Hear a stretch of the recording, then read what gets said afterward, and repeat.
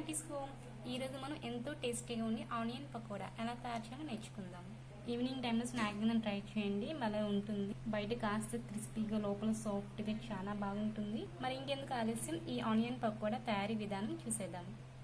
ఒక బౌల్ తీసుకొని ఇందులోకి ఒక కప్పు శనగపిండి వేసుకోండి, పావు టీ స్పూన్ జీరా పౌడర్, పావు టీ స్పూన్ కారం, చిటికెడ పసుపు, రుచికి సరిపడా సాల్ట్, చిటికెడ వంట సోడా, 2 పచ్చిమిర్చి చీలికలు, అలానే ఒక 2 పెద్ద ఉల్లిపాయలు ఇలా సన్నగా కట్ చేసి వేసుకోండి. ఇప్పుడు ఒకసారి అన్నీ మిక్స్ చేసుకుందాం. నెక్స్ట్ ఇందులోకి కొంచెంగా వాటర్ యాడ్ చేసుకుంటూ కలుపుకోవాలి.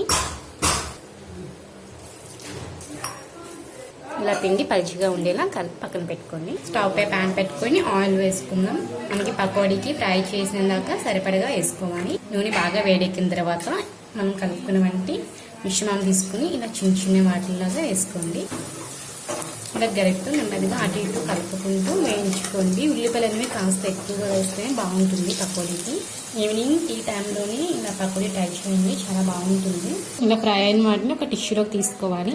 చాలా ఫాస్ట్గా చేసేసుకోవచ్చు. దీన్ని ఒక 10 మినిట్స్లోనే చేసుకోవచ్చు. ఈజీ చాలా చేసుకోవడం. మనం బయట కొనుక్కొని తినేటంటే ఇంట్లోనే ఈజీగా తయారు చేసుకోవచ్చు. ఎంతో టేస్టీగా ఉండి ఆనియన్ పకోడా రెడీ. నా ఈ రెసిపీ కానీ మీకు నచ్చినట్టయితే లైక్ చేయండి, షేర్ చేయండి, సబ్స్క్రైబ్ చేయండి. Thanks for watching.